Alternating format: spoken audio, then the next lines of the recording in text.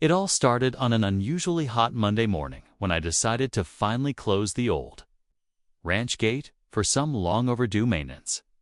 Nothing dramatic, just a simple task on my own property, or so I thought. Within minutes of swinging the gate shut, I heard heels clicking on gravel and a sharp voice cutting through the air. It was the HOA President, storming toward me in full blazer and fury, demanding I open the gate immediately.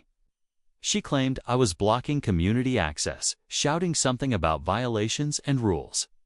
I calmly told her this was private land, and the gate had every right to stay shut. But she wasn't having it. She pulled out her phone, dialed the cops, and stood there, pointing at me like I'd committed a crime. The whole thing felt surreal. Neighbors peeked from porches. Cars slowed down, and I just stood there watching her unravel. When the deputies arrived, she rushed up to them, spinning her story before they could even ask questions. They turned to me, asked for my side, and I simply smiled and said, "I'm the landlord of this entire area, including her place." The silence that followed was something I'll never forget. Her face went pale. The officers looked at her, then back at me. All that yelling, the threats, the drama gone in a flash. And right there, everything flipped. She wasn't the one calling the shots anymore. But just when I thought it was over, something unexpected happened that turned the situation upside down again. What she did next wasn't just desperate, it was unbelievable. And trust me, you're going to want to see how this one ends. Stick around, because the real twist is still coming. A few of the neighbors had gathered by now, whispering and pretending not to stare. The HOA President, still in shock, stumbled a step back. She looked at the officers, clearly hoping for some kind of backup, but they were already starting to piece things together. One of them nodded slowly and asked me a couple questions about property lines and ownership. I pulled out a folder from my truck, copies of lease agreements, deed records, and a copy of the HOA's own charter. It was all there, in black and white. I wasn't just a resident owned a land her townhouse sat on, along with 4 others in the same row. Still, she didn't back down. She started pacing, hands shaking, muttering about how this couldn't be right, how she never would have allowed someone like me to buy in her community. Her voice was lower now, but still sharp. That's when I realized this wasn't about a gate at all. This was about control. She had built her whole little empire on being the one who gave orders, who made the rules, and suddenly, in front of everyone, it was slipping out of her hands. To make things more interesting, I found out later she had just passed a new HOA bylaw, one that gave her even more authority over what she called shared boundaries. Turns out that bylaw never got legal review, and guess whose property it affected the most? Mine. The tension was thick, and you could feel something big was about to crack. The cops didn't leave, and neither did she.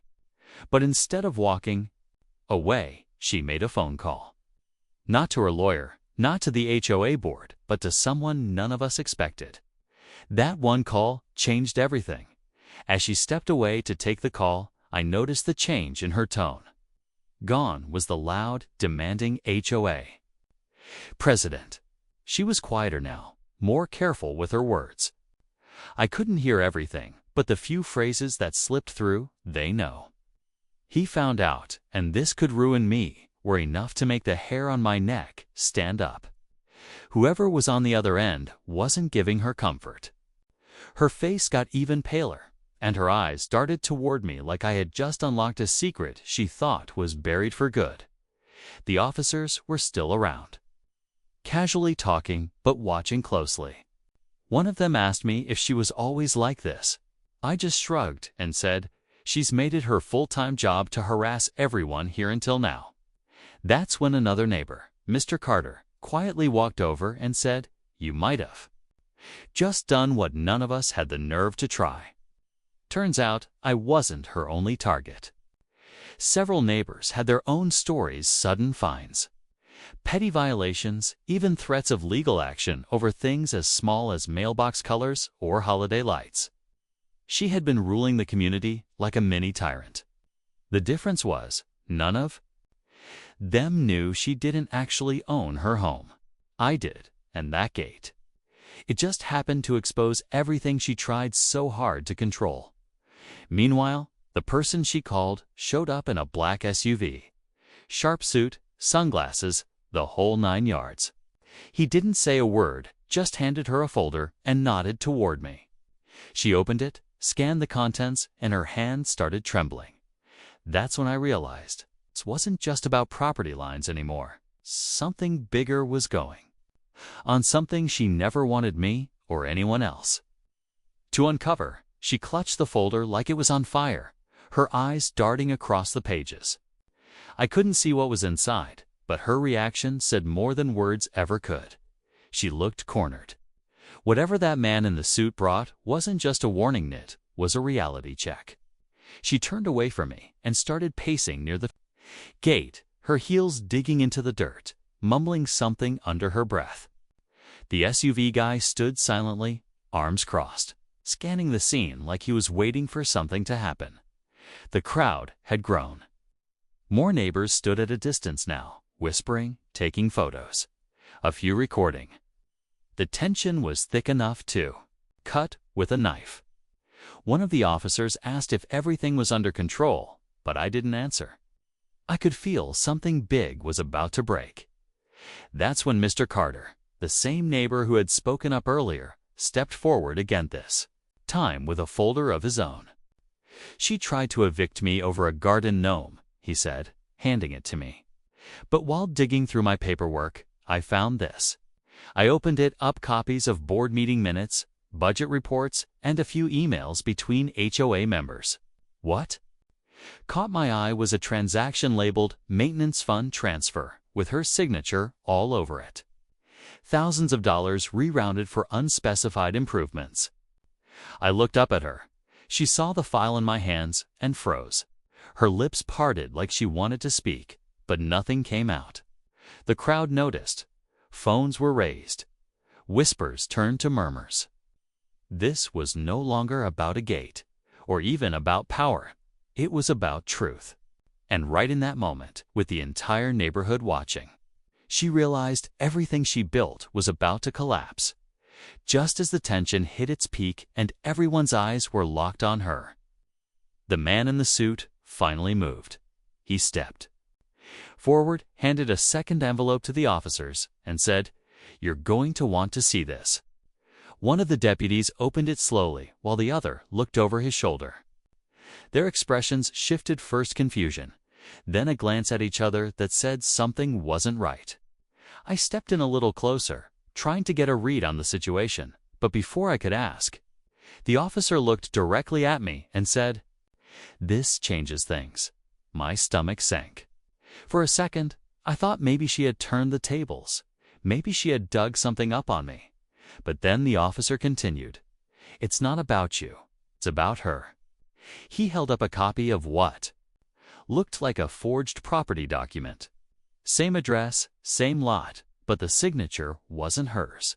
It wasn't mine either. The name? A fake shell company registered out of state, supposedly owning multiple properties in the neighborhood, including hers.